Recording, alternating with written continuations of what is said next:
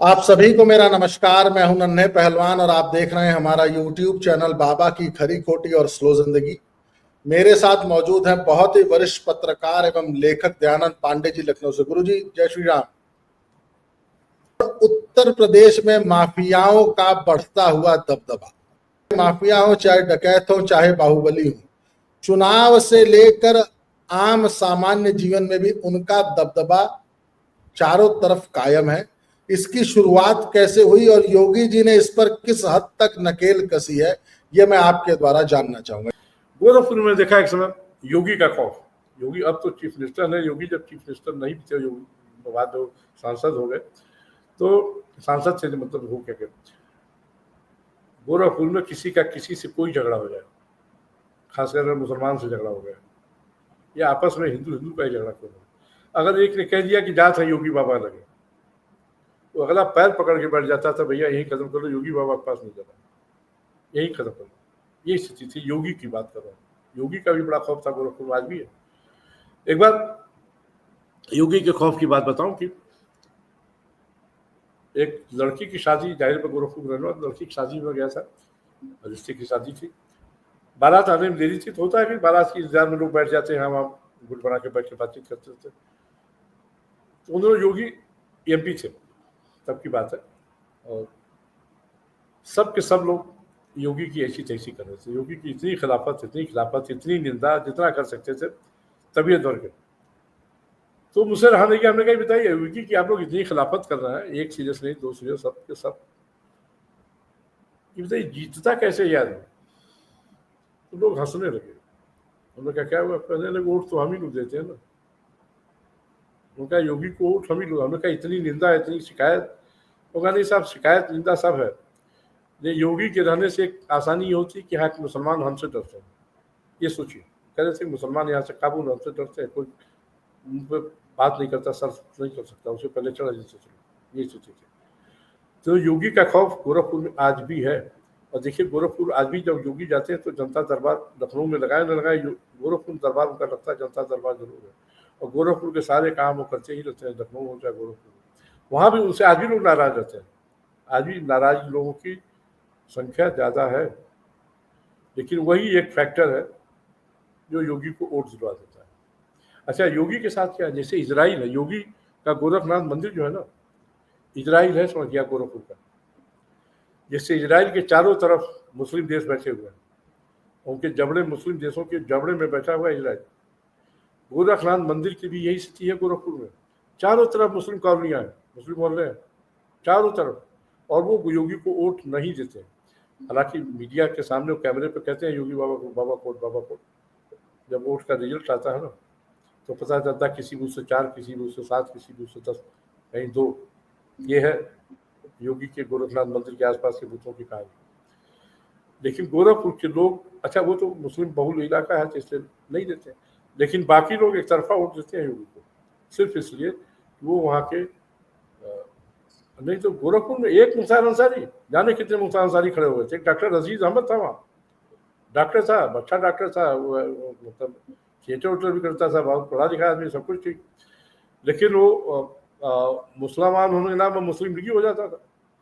एक बार सोचिए कि भरत मिलाप चल रहा था और हाथी कोई कुछ इधर उधर हुआ तो हाथी को गोली मार दी। किसी ने क्या किया, हाथी को सिगरेट पी के हाथी पे बुझा दिया। तो हाथी जाहिर आग लगेगी तो चिल्लाएगा ही और इधर उधर करेगा ही। ये किसी कहा जाता है, उसको किसी के पास कोई सबूत जो है नहीं, कोई तो उसमें सीसी कैमरा भी नहीं लगा रहता था, तो कहा जाता है कि मुस्लिम ने सिगरेट पी के हाथी के उस पर रगड़ दिया और हाथी पकड़ा गया, इधर उधर कूदने लगा। अजीज अहमद ने गोली मार दी हाथी को तुरंत वहीं पे, और वो चाहता था हिंदू मुस्लिम लगे हो। और अभी भी योगी के मुख्यमंत्री होने के बाद उसने सर 2-3 बार उठाया, लेकिन योगी वो खासियत है कि सर कुचल देते हैं और किसी को उठने नहीं देते। लेकिन जो देश का सिस्टम है उसके आगे योगी क्या कर रहे हैं? ठेकेदारी को थोड़ा कंसिडर कर रहे हैं।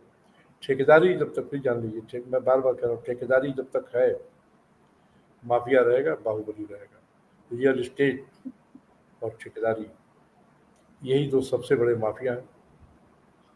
धन पशु है, धन जहाँ होगा वहाँ बाहुबल होगा, सीधी बात। आप देखिए ना, तमाम हीरो, तमाम राजनीतिक सिक्योरिटी गार्ड है, उनके पास सरकारी गनर है, उनके पास बाउंसर भी होते हैं। किस लिए होते हैं? ज्यादातर आप हीरो हो, हीरोइन हो, नेता हो, आप देखिए ना, सब बाउंसर लेके चलते हैं। क्यों लेके? अब बाउंसर मोटे तगड़े बड़े बड़े 6-6 फीट 7-7 फीट वाले, सबके पास बाउंसर है। क्यों है? भीड़ से दूर रहना है, भीड़ कहीं मार न दे लोग। अरविंद केजरीवाल अक्सर थप्पड़ खा जाता था ना, अलग बात बताया जाता है कि बाद में तो खुद ही प्लान किया जाता था हमें ऐसे थप्पड़ मार देना। ठीक वैसे ही जैसे इंदिरा गांधी के समय कहा जाता था कि एक कमलेश्वर का उपन्यास है काली आंधी, उस पर फिल्म भी बनी थी, आंधी, बहुत लाजवाब फिल्म भी बनी और उपन्यास भी लाजवाब है। उसमें एक दृश्य आता है, वो सही दृश्य है, इंदिरा गांधी पर घटा था। इंदिरा गांधी ने खुद अपने ऊपर हमला कराया था और नाक पर चोट आ गई थी। उस दृश्य का वर्णन काली आंधी उपन्यास में है कमलेश्वर के। उसको गुलजार ने अपनी फिल्म आंधी में भी रखा है। बाद में सुब्रमण्यम स्वामी एक है, तो उन्होंने कमलेश्वर से एक बार कहा कि बहुत अच्छा चित्रण किया आपने इंदिरा गांधी का।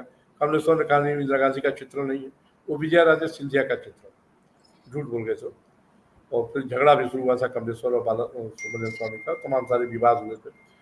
वो ये 70 के दशक की बात ये भी है, 70-75 के आसपास, इमरजेंसी की बात की बात है, जो भी था। तो अगर एक बात और बताएं, देखिए मैं कहना भूल गया, देश में माफिया राजनीति कि अगर सचमुच कोई सूत्रधार है वो इंदिरा गांधी है। उन्होंने जगह जगह गुंडे पाले, और पंजाब में तो भिंडरावाला पाला उन्होंने। पंजाब में दरबारा सिंह को राइट टाइम करने के लिए उन्होंने भिंडरावाला को खड़ा किया, और फिर दरबारा सिंह और ज्ञानी जैल सिंह का झगड़ा था, उन सबको झगड़ों का वो लेने के लिए उन्होंने भिंडरावाले पैदा किया। और भिंडरावाले सोचिए ना, खालिस्तान का राग अलाप दिया, और आज भी पंजाब उससे उस खतरे से खाली नहीं है।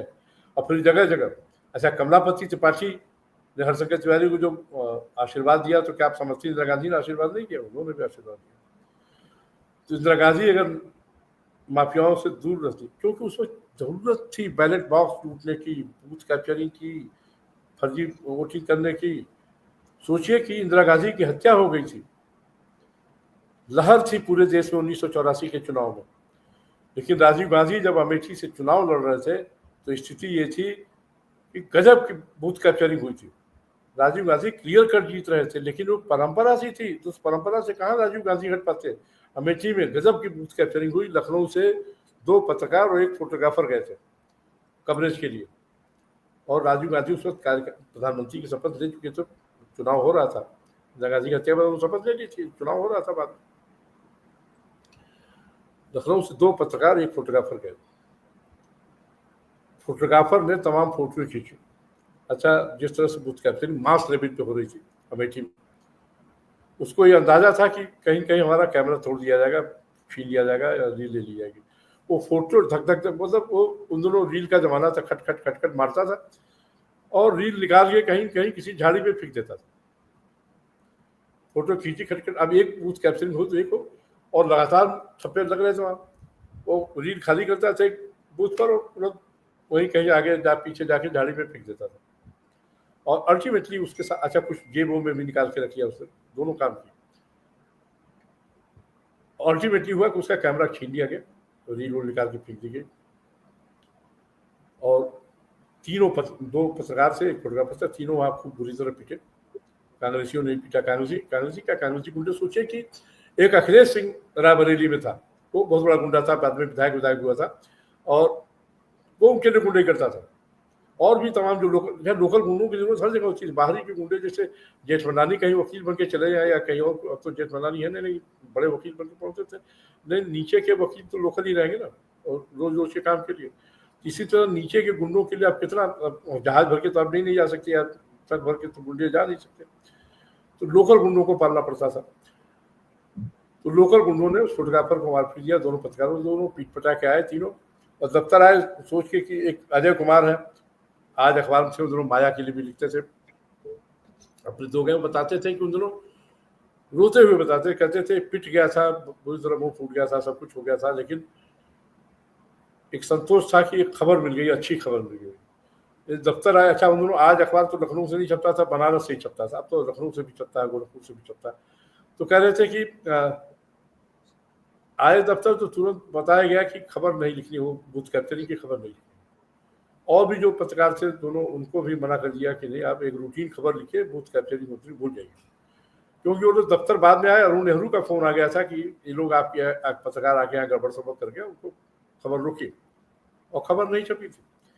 बाद में जनसत्ता अखबार के एक ब्यूरो चीफ थे यहाँ पे, जयप्रकाश शाही, अब नहीं रहे बेचारे, हमारे साथ एक रोड एक्सीडेंट हुआ था, उसमें देखिए ना हमारा जो ये चोट है सब उसी एक्सीडेंट की देन है। तो जयप्रकाश शाही, हम लोग अगल बगल बैठे थे, उनका निधन हो गया उसी दुर्घटना में। ट्रक से हम लोग अम्बेसडर से ट्रक से आमने सामने की टक्कर हो गई थी।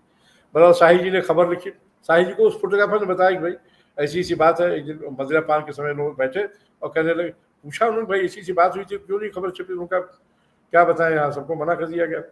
उनका फोटो तो सही खींची, उनका सब छीन लिया गया कैमरा ने। शाही जी ने उसको विश्वास में दिया, फोटोग्राफर बीडी का नाम था। तो उसने कहा फोटो मिल तो जाएगी। उन्होंने कहा कैसे मिल जाएगी? तो उसने बताया, भाई हम झाड़ियों में फेंक आए हैं रीले, चल के खोजेंगे तो कुछ न कुछ रील तो मिल जाएगी। तो शाही जी ने कहा ठीक, चलते हैं। ये लोग टैक्सी लिए गए अमेठी और खोजा झाड़ियों में, तो रीलें मिल गई। फिर ला के यहाँ फोटो डेवलप की गई, और यहाँ लोकल अखबार में तो कोई छाप नहीं सका। शाही जी जनसत्ता दिल्ली से छपता था, दोनों शाही जी ने खबर लिखी और फोटो भेजी। जनसत्ता में फोटो सहित बड़ी सी खबर छपी। अब राजीव गांधी फिर दोबारा प्राइम मिनिस्टर बन चुके थे। हड़कंप मच गया कि तो भाई गलत हो गया। एनडी तिवारी, तब यहाँ नरेंद्र तिवारी मुख्यमंत्री थे, और उनको फोन आया कि कैसे क्या हो गया, इसको मैनेज कीजिए। नरेंद्र तिवारी ने तुरंत फोटोग्राफर बीडी गर्ल को मैनेज किया और उनसे बयान दिलवाया गया कि हमने ऐसी कोई फोटो नहीं खींची और हमारी फोटो, सब फोटो फर्जी है। सोचिए, बीडी गर्ल से बयान दिलवा दिया गया कि सारी फोटो फर्जी, हमने कोई ऐसी फोटो नहीं खींची।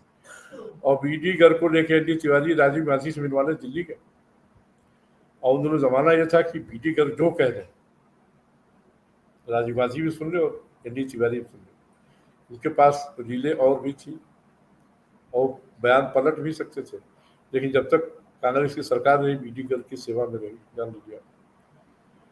तो चीजें ऐसे भी तय होती। सोचिए, बूथ कैप्चरिंग के लिए छोटे तो बूथ, राजीव गांधी, अच्छा पूरे देश में आप 400 से अधिक सीटें जाए थे, पूरे देश में आपकी लहर थी, फिर भी आप बूथ कैप्चरिंग करवा रहे थे। तो एक आदत होती है ना, जैसे आपको एक आदत है सुबह उठ के चाय पीने की, या सुबह उठ के अखबार पढ़ने की, या सुबह उठ के फला को फोन करने की, या सुबह उठ के व्हाट्सअप स्टेटस देखने की, या सुबह होकर उठते ही फेसबुक स्टेटस देखने की, या जो भी काम आप सुबह करते हैं, टहलने की, उठने की, जो भी नहाने धोने की। तो एक आदत सी है बूथ कैप्चरिंग की। इसीलिए लोग बार बार कहते हैं नहीं, ballot ballot ballot ballot. TN session ने बैलेट पेपर खत्म करके अच्छा किया, और उन्होंने चुनाव में जो सुधार किए, बहुत अच्छे सुधार किए। और बैलेट पेपर जिस दिन लौट आया, समझिए पूरे देश में जंगल राज लौट आएगा। माफियाओं की कमी है नहीं, पैसों की कमी है नहीं। अच्छा आदमी आज यहाँ पैसे के लिए जान देने को तैयार है भाई। पहले लोग कहते थे जान बची लाखों पाए, अब तो यह है कि पैसा पाइए, जान जाए जाए ना, बच्चे न बच्चे, कोई लेना देना नहीं, जान पर खेल के लोग पैसे कूट रहे हैं। अब देखिए ना, ईरान की लड़ाई है, एक लाइन में इसको ईरान की या इजराइल की लड़ाई, ईरान इजराइल की लड़ाई नहीं है, ये अमेरिका की लड़ाई है, ये तेल के कुओं की लड़ाई है, वर्चस्व की लड़ाई है। अमेरिका लड़ रहा है इजराइल के कंधे पर अपनी बंदूक रख के, ईरान अपना अस्तित्व बचा रहा है। ईरान लेकिन दूध का धोया नहीं है। जितने आतंकी संगठन है सबको फंडिंग, अलकायदा हो, हमास हो, जितने आतंकी मुस्लिम आतंकी संगठन है सबका बाप है ईरान। पाकिस्तान तो खामखा बदनाम है, पाकिस्तान शरण देता है और भारत के खिलाफ उनको इस्तेमाल, पैसा तो ईरान देता है ना। ईरान और पाकिस्तान की सरहदें मिली हुई है। अब देखिए ना, ट्रंप जैसे बाहुबली नेता, ट्रंप को बाहुबली नेता कह रहा हूँ, उसको पाकिस्तान जैसे फटीचर देश के कमांडर को बुला के आसिम मुनीर से बात करनी पड़ी है। क्यों? ईरान से लड़ने में उसकी ज़रूरत है, इसलिए लिख रहा है कि साहब मैं, मुझे बड़ा मतलब सम्मान महसूस कर रहा हूँ मैं आसिम मुनीर से मिलके। क्या है ये स्ट्रेटजी है पाकिस्तान को। पाकिस्तान ऐसा है ना कि गधे बेचता है चीन को, पाकिस्तान गधे नहीं बेचता है, खुद गधा है। पाकिस्तान को अमेरिका ने अफगानिस्तान के लिए इस्तेमाल किया, अब ईरान के लिए इस्तेमाल कर रहा है। ये बात पाकिस्तान को नहीं समझना चाहता, इसलिए पैसा चाहिए उसको, पैसा चाहिए। अमेरिका पैसे दे रहा है, अमेरिका हथियार भी दे रहा है, पैसे दे रहा है। इसलिए वो गधा बना हुआ है, जानबूझ के वो जानता है, पूरी दुनिया जानती है कि गधा बना रहा हो, पैसा नहीं आता, वो भी जानता है। यही स्थिति लोग जानते हैं कि पैसा आ रहा है, रियल एस्टेट से आ रहा है, ठेके से आ रहा है, और ठेका बाहुबलियों की सबसे बड़ी शरण स्थली है। आज भी जो आप देखिए ना, प्राइवेट बैंकर्स, जितने प्राइवेट बैंक हैं, वसूली के लिए किसको रखते हैं? जब नहीं आदमी जो कर्जा लिए और नहीं पैसा वापस करता है तो कौन जाता है? क्या पुलिस जाती है? नहीं जाती है। पुलिस तो बाद में, पुलिस को तो लड़ेंगे, पीछे साल लड़ते रह जाएंगे। लड़ रहे हैं ना वो जो भाग गया है विनोद, कौन, माल्या वाल्या, नीरव मोदी जी, क्या कर रहे हैं? कचहरी मुकदमा लड़ते रहिए। लेकिन अगर यहीं किसी से लोकल, जिसे छोटे मोटे होते या बड़े भी, तो ये माफिया जाते हैं, पैसे वसूल के लाते हैं, उनका कुछ भी उठा लाएंगे। बार बार कोर्टों ने एतराज किया कि ठीक नहीं है, ठीक नहीं है। सारे प्राइवेट बैंकर्स तो यही कर रहे हैं, लगे रखे हुए वही आपके जो क्या कहते हैं, वो जो बाउंसर है, गुंडे हैं, जाकर वसूल लाते हैं। तो यही काम बाकी रियल एस्टेट वाले भी यही कर रहे हैं कि अगर नहीं पैसा मिला तो बाउंसर भेज देंगे, गुंडा भेज देंगे। एक गुंडा एक फोन कर देता है, साहब उनका देख लीजिए। एक बहुत नाम लिए बिना मैं कह रहा हूँ, एक बार एक जहाज की डील हुई, एक एयरलाइंस ने दूसरी एयरलाइंस को बेच दिया, अपने सारे जहाज की कंपनी बेच दी। अच्छा, जाहिर है कि मकान हो, जहाज हो, कुछ भी हो, डील दो तरह की होती है, एक नंबर 1 की, एक नंबर 2 की, दोनों डील एक साथ होती है। कि नंबर 1 में पैसा कुछ दिया जाता है, नंबर 2 में पैसा कुछ दिया जाता है। नंबर 2 का पैसा लोग पहले देते हैं और रजिस्ट्री के समय, एग्रीमेंट के समय नंबर 1 का पैसा दिया जाता है। तो उस जहाज डील में नंबर 2 के पैसे सारे दिए जा चुके थे, तो डील बाद में खतरे में पड़ गई। अगले ने कहा कि साहब हम डील कैंसिल कर रहे हैं। अब जो नंबर 2 में पैसा दे चुका है उसका तो सब डूब गया, और उनका जो नंबर 1 में जाएगा उनका अपने पैसे वापस दीजिए। ऐसा नंबर 2 का आप क्लेम भी नहीं कर सकते, कोई लेने का सबूत होता नहीं है, न उसका रिटर्न होता, न कोई सबूत, न कैमरा, कुछ नहीं। और आप कहेंगे भी तो जेल चले जाएंगे। तो उसने कहा साहब हम डील कैंसिल कर रहे हैं, आपको जो करना करिए। तो उसने फिर गुंडों को लगाया, लोकल गुंडों को, साहब जाओ नंबर 2 का पैसा वापस दो। अब दूसरी कंपनी जो देनदार थी, उसने दाऊद इब्राहिम को लगा दिया। वो पट्टा चुप हो गया अगला एयरलाइंस वाला, और सीधे कहा भाई जैसे चाहो वैसे डील करो, ये भी पैसा दो, पूरा पैसा देना पड़ा। सोचिए, दाऊद जैसे लोग आ जाते हैं, अभी भी आ जाते हैं, इतना सारा हल्ला फजीयत के बावजूद। तो ये ठेकेदारी ना हो, ये डील ना हो, नंबर 2 ना हो, तो काहे का माफिया, काहे का बाहुबली। अब तो देखिए माफिया हर क्षेत्र में, साहित्य में भी है, पत्रकारिता में भी है। कौन सा ऐसा विज्ञान में है, मेडिकल में है, एजुकेशन में है, कहाँ माफिया नहीं है? जहाँ धन वहाँ माफिया, सीधी सी बात। हर फील्ड, कोई एक फील्ड आप उठा दीजिए ना, रिक्शे वालों को देखिए ना, आप रिक्शा कहाँ खड़ा होगा, तो वो हाथ रिक्शा खत्म हो गया, ऑटो रिक्शा जहाँ खड़ा होगा, वो पुलिस वाले को नगद इनको पैसा देगा? नहीं देगा। तो क्या, तो माफिया तो हर जगह है, जहाँ धन वहाँ माफिया। और राजनीति चाहे तो एक सेकंड में सारे माफिया समाप्त हो जाएंगे, और उसीलिए नंबर 2 समाप्त होना लगा।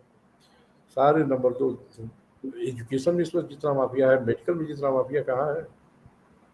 कहीं नहीं। सोचिए कि मेडिकल कॉलेजों में जो लाशों का धंधा चलता है, जो अनाथ बच्चों का जो धंधा चलता है किसी की इस पर नजर? लावारिस लाशें कहाँ जाती हैं? ये नाजायज बच्चे कहाँ जाते हैं? है किसी की नजर? अस्पतालों से, नर्सिंग होमों से। अभी कल ही एक खबर मैं पढ़ रहा था कि एक औरत ने अपने पति की किडनी बेच दी, और अब किडनी बेच के 10 लाख रुपए लिए और अपने प्रेमी के साथ भाग गई। क्या करने गया? ये मेडिकल माफिया ना होता तो किसी डॉक्टर की हिम्मत है ये करने की? आप ही बताइए। अगर किसी मेडिकल माफिया ना हो, किसकी हिम्मत है कि किडनी निकाल दे, वो लगा दे? लेकिन है, माफिया है, तो कोई किसी को मरवा सकता है, कोई किसी को खिंचवा सकता है। तो नंबर 2 का धन जब तक रहेगा, ठेकेदारी जब तक रहेगी, बाहुबल भी रहेगा, माफिया भी रहेगी। और माफिया का कोई 1-2 शब्द, जातियों में माफिया आ गए हैं। Vote mafia, political mafia, education mafia, कहाँ माफिया नहीं है? तो किन किन माफियाओं को आप करिए, तो एक एक माफियाओं में एक एक विंग। मेडिकल कॉलेज का अलग माफिया है, नर्सरी स्कूलों का अलग माफिया है, मैनेजमेंट कॉलेजों का अलग माफिया है।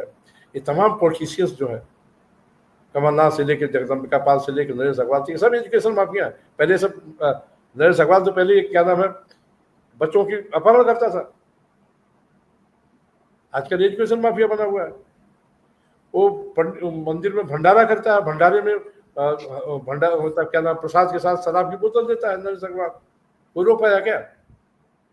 उसका बेटा मिनिस्टर है, खुद भी मिनिस्टर था भाजपा सरकार में, क्या रोक लेगा? कैसे रोक लेगा? ऐसे जाने कितने नरेश अग्रवाल हैं जो कई कई कॉलेजेस उनके पास, कमलनाथ के पास स्कूलों की मामूली चेन है, जगदम्बिका पाल के पास स्कूलों की मामूली, जाने कितने मेडिकल कॉलेज, जाने कितने इंजीनियरिंग कॉलेज, क्या नाम, मैनेजमेंट कॉलेज, सब तो है इनके पास, किसके पास नहीं है? जितने कांग्रेसी हैं, अब तो भाजपा भी हो गए उसमें, तो पैसा तो वहाँ मेडिकल कॉलेजों से कमा रहे हैं लोग, मैनेजमेंट कॉलेजों से कमा रहे हैं लोग। और अब तो मोटी मोटी फीस थोड़ी बंद हुई है, क्योंकि कॉलेजेज इतने आ गए। पहले तो मैनेजमेंट कॉलेज में डोनेशन लगता था, मेडिकल कॉलेज में डोनेशन लगता, तो इंजीनियरिंग कॉलेज की सीटें खाली जा रही है, अलग बात है, लेकिन फीस तो ज्यादा है। तो कहाँ से ये जो अरबों अरबों रुपये की बिल्डिंगें बनती हैं, कहाँ से, कैसे बनती हैं? अच्छा, मीडिया में क्या कम माफिया है? एक से एक मीडिया माफिया है। बिना पैसे के कोई चैनल चल सकता है क्या, ये बताइए? और ये जितने रवीश कुमार से लेकर अजीत तंजुम और ये कुलसुम वाजपेयी है, ये सब माफिया नहीं तो क्या? ये सब कांग्रेस के IT सेल है, कांग्रेस इनको फंडिंग करती है। ये लखनऊ का क्या नाम है, कौन शर्मा है करके, संजय शर्मा, वो भी माफिया है। अखिलेश यादव के पेरोल पे 1.5 करोड़ 2 करोड़ महीना लेता है, क्या कर लेंगे आप? तो मीडिया में माफिया आ गए, मेडिकल में माफिया आ गए, एजुकेशन में माफिया आ गए, तो सड़क बनाने में तो माफिया रहेगा ना, रियल एस्टेट पे तो माफिया। कोई ऐसी जगह नहीं है जहाँ माफिया ना हो। तो माफिया बड़ा वाइड शब्द है, पहले सिर्फ इटली से चला था, और एक उपन्यास है गॉडफादर, फिल्में भी बनी उस पर बहुत। अब कहा तो जाता है सोनिया गांधी का पिता भी माफिया था, और हिटलर के लिए काम किया लोगों ने, क्या कर लेंगे आप? स्टालिन के लिए काम किया लोगों ने। ये वामपंथियों में क्या कम माफिया है? ये नक्सलाइट क्या कम माफिया है? बंगाल तो माफियाओं से भरा पड़ा है, वेस्ट बंगाल देखिए ना आप, वहां हिंदुओं को मारने के लिए माफिया खड़े हैं, मुस्लिम माफिया, हिंदू मारे, गजब है भाई, जातियों का माफिया, धर्म का माफिया। अब सोचिए कि ईरान में, लखनऊ में बता रहा हूँ, इमामबाड़ा हिस्टोरिकल प्लेस है, पुरातत्व विभाग के अंदर है, खुमैनी की पोस्टर लगे हैं वहाँ, हिस्टोरिकल प्लेस जो मॉन्यूमेंट माना उनकी सुरक्षा है, वहाँ पोस्टर लगा दिए गए हैं खुमैनी के, नारा आ रहा, अरब से, ईरान से आवाज आई, शिया सुन्नी भाई भाई, ये माफियागिरी नहीं तो क्या है? ये तमाम मदरसे जो खड़े हैं, तमाम मजारे जो खड़ी हैं, ये बड़े छोटे माफिया हैं क्या? बड़े बड़े माफिया हैं। अचानक देखते देखते झुग्गियां खड़ी हो जाती है, झुग्गियां खड़ी होती है, सोचिए माफिया खड़ी करता है सरकारी जमीनों पर, रेल के किनारे तमाम झुग्गियां बन जाती, खट खट खट खट, ये माफिया खड़े करता है, पैसे लेके लोगों को किराया लेता है। अहमदाबाद जैसी जगह में मुसलमानों रोहिंग्याओं की बस्ती थी, और एक हिंदू आदमी व्यापारी था, वो वहाँ लोगों से किराया लेता था, क्या करने का? बदनाम हुए, रोहिंग्या की बस्ती है, पैसा कमा रहा था हिंदू। तो माफिया की पूरी एक, जहाँ रखिए, जिस कीबोर्ड पर रखिए वो माफिया, जिसको पॉलिटिकल शरण मिल जाए वो माफिया। अच्छा, ये माफिया होते क्या है? जब जिसकी सत्ता तब जिसकी आदमी, पॉलिटिकली बेसिकली कहीं और जुड़े हैं, जब उस वक्त तात्कालिक, अब देखिए तमाम सारे मुस्लिम भाजपा में जुड़ते जा रहे हैं, क्यों जुड़ते जा रहे हैं? उनको सत्ता की जरूरत है, संरक्षण की जरूरत है, नहीं जुड़ेंगे तो फिर मारे जाएंगे, जुड़ गए तो बच गए, फिर मारे गए। तो माफिया गुंडई तक ही सीमित नहीं है, धर्म से माफिया चलता है। बालेश्वर की फिर याद आती है, बालेश्वर एक गाना गाते थे, नाचे न नचावे केहू पैसा नचावेगा। उन दिनों नरसिंह राव की सरकार थी जब ये गाना लिखा था, और गाते थे बालेश्वर, वो कहते थे, नाचे न नचावे केहू पैसा नचावेला, हमरी न मानो चंद्रा स्वामी जी से पूछ लो। उसमें तमाम चीजें जोड़ते थे, फिर कहते थे, हमरी न मानो नरसिंह राव जी से पूछ लो। तो नाचे न नचावे केहू पैसा नचावेला, तो पैसा ही माफिया बनाता है, पैसा ही बाहुबली बनाता है, और पैसे के लिए ही के बॉक्सर आते हैं, पैसे के लिए दुनिया आती है। अब अमेरिका जो ईरान से इसराइल के कंधे पर रख के बंदूक ताने हुए, पैसे के लिए ही ताने हुए।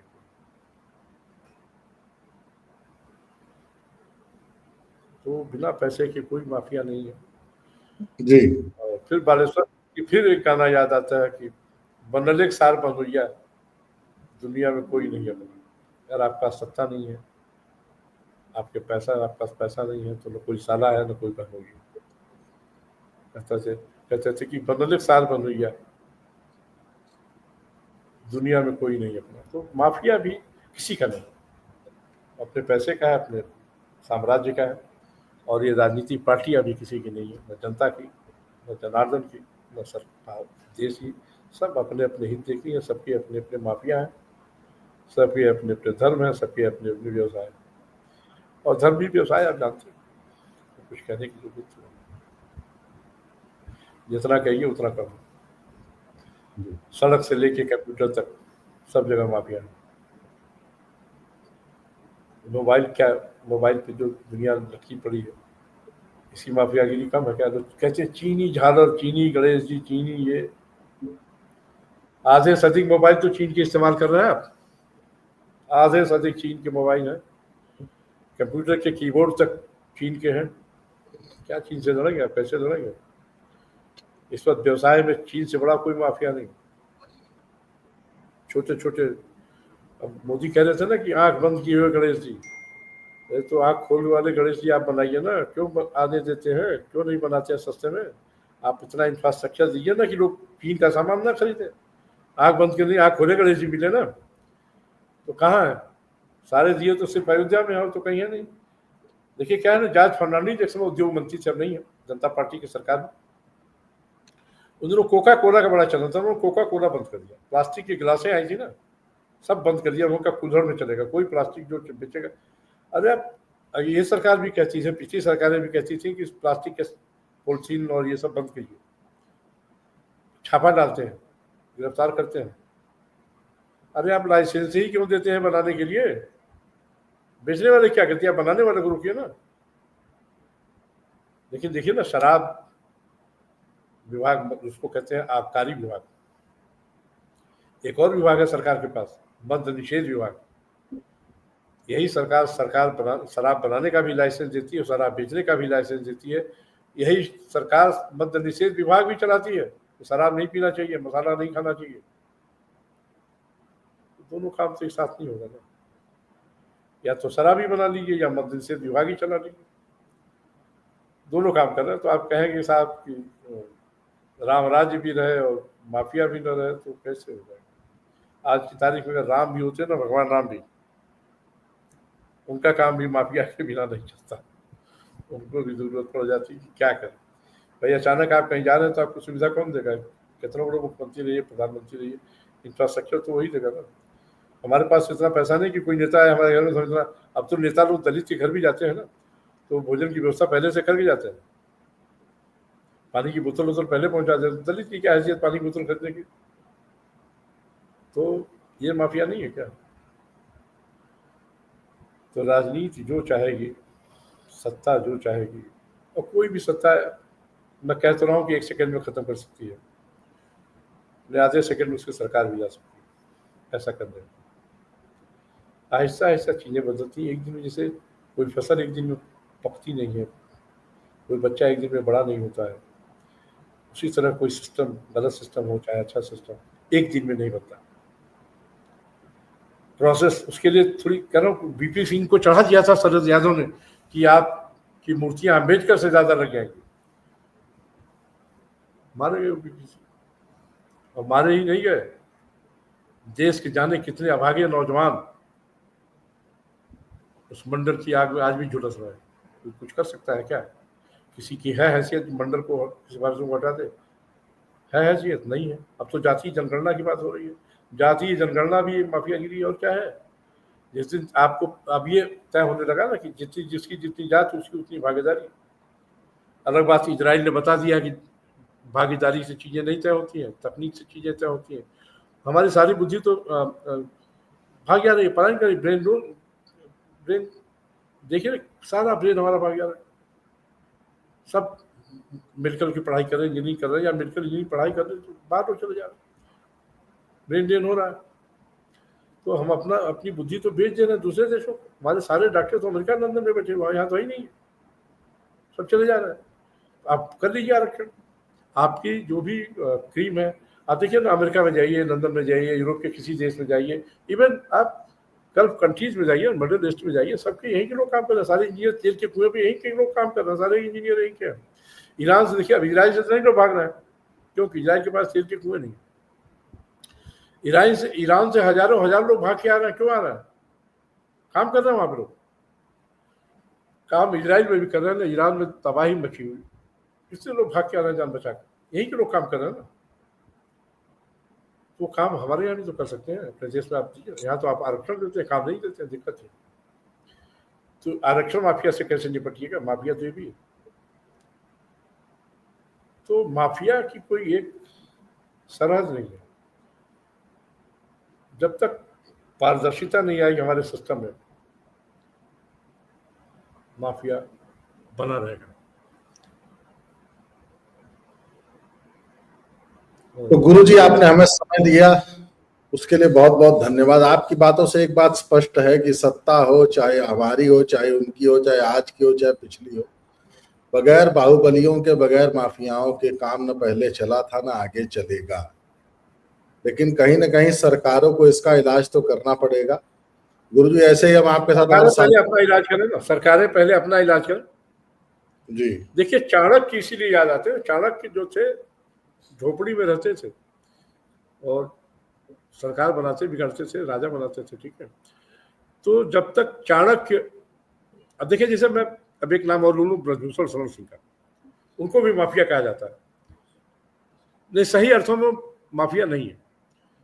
ब्रजभूषण शरण सिंह ने सोशल मोर्चे पे बहुत काम किया है, पहलवान हो भी आपकी तरह, और बहुत सारे मतलब संघर्ष किए उन्होंने। सोचिए, खुद कहते हैं कि एक समय था कि ट्रैक्टर की टाली लेकर 300 रुपये पे गन्ना ढोया करते थे, वहां से उठ के आए और आज उनके पास 3 हेलीकॉप्टर हैं। और शिक्षा के क्षेत्र में ब्रजभूषण शरण सिंह ने बहुत जबरदस्त काम किया है। कुश्ती के लिए तो किए हैं, शिक्षा में, गोंडा में शिक्षा का अलग जगह है उन्होंने, लेकिन उनको हम लोग माफिया कहते हैं। तो और वो ईमानदारी से काम कर रहे हैं, भी बता दूं आपको, शिक्षा में माफियागिरी नहीं कर रहा हूं। शिक्षा सेवा का विषय है, चिकित्सा सेवा का विषय है।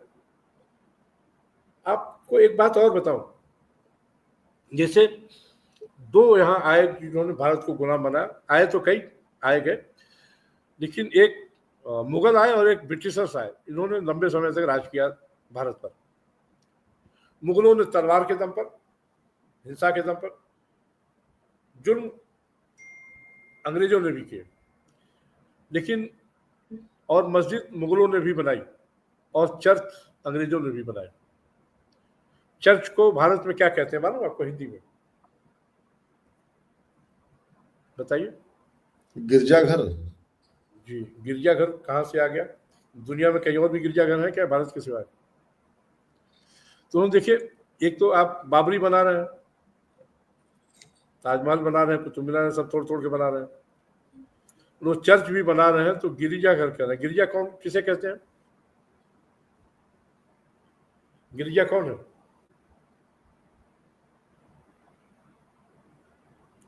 पार्वती है, शंकर जी की पत्नी है, ठीक है। तो वो लोगों का ब्रेन वॉश करते हैं। गिरजाघर में आपको ले जाते हैं, चर्च में नहीं ले जाते, यहाँ कहते हैं गिरजाघर।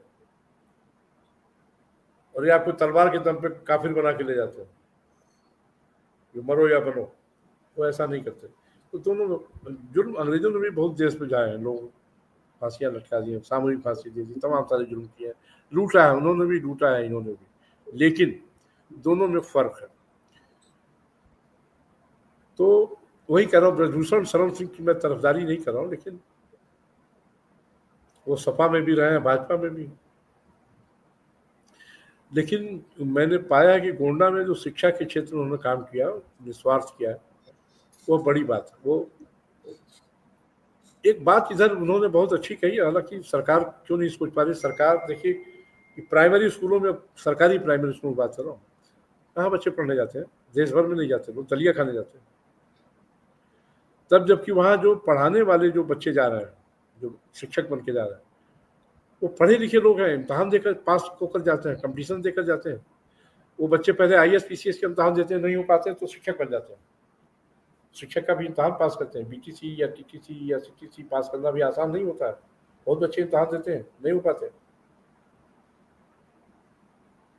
तो और प्राइवेट स्कूलों में एक से गधे पढ़ा रहे हैं, लेकिन चूंकि इंग्लिश मीडियम में तो पढ़ रहे हैं। इस माफिया से कैसे छुट्टी लेंगे? चलिए, बात बहुत लंबी है, माफिया शब्द बहुत बड़ा है, और बात करें तो दिन रात खत्म हो जाए।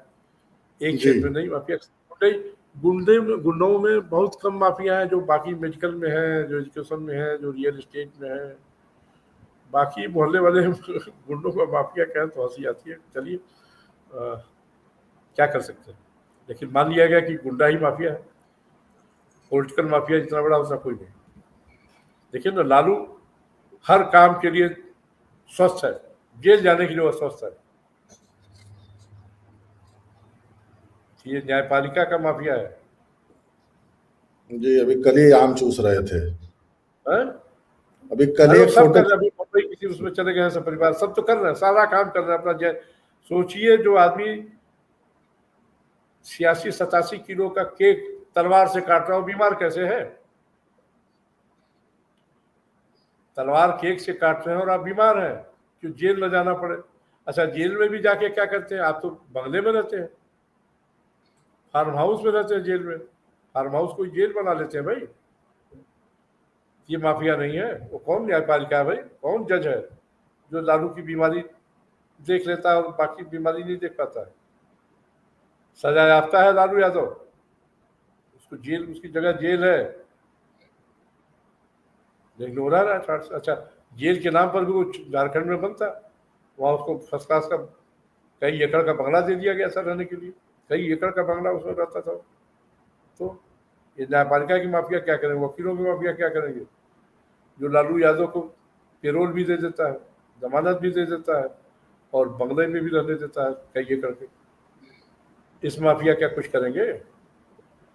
बात बेबात जो जजेस खड़े हो जा रहे हैं, गलत सही पकड़ के अपना अपना एजेंडा लेके, इसका क्या करेंगे आप? कोई सरकार कोई अच्छा काम भी करती है, पुलिस कोई अच्छा, एक तो पुलिस जल्दी अपराधियों को पकड़ती नहीं है, पकड़ के ले जाती है तो न्यायपालिका छोड़ देता है। अब सोचिए ना, ये जो संभल का सांसद है, कौन, शफीकुर रहमान, बिजली चोरी कर रहा था, करोड़ों की बिजली चोरी किया था, और जज ने, हाईकोर्ट के जज ने, इलाहाबाद हाईकोर्ट के जज ने 2 लाख रुपए के सिर्फ जुर्माना लगा के बिजली कनेक्शन जुड़वा दिया, करोड़ों की बिजली माफ कर दी। ये क्या है? ये माफियागिरी नहीं है? यशवंत वर्मा जज के यहाँ से करोड़ों रुपए मिले हैं, जाने अरबों से, करोड़ों से, कोई गिनती तो थी नहीं, उसको अभी भी आप जस्टिस बनाए हुए हैं। ये कौन सा माफिया है भाई? इस माफिया पे है किसी की नजर? ये गुंडों से बड़े गुंडे हैं, इनको कोई कुछ क्यों नहीं करता?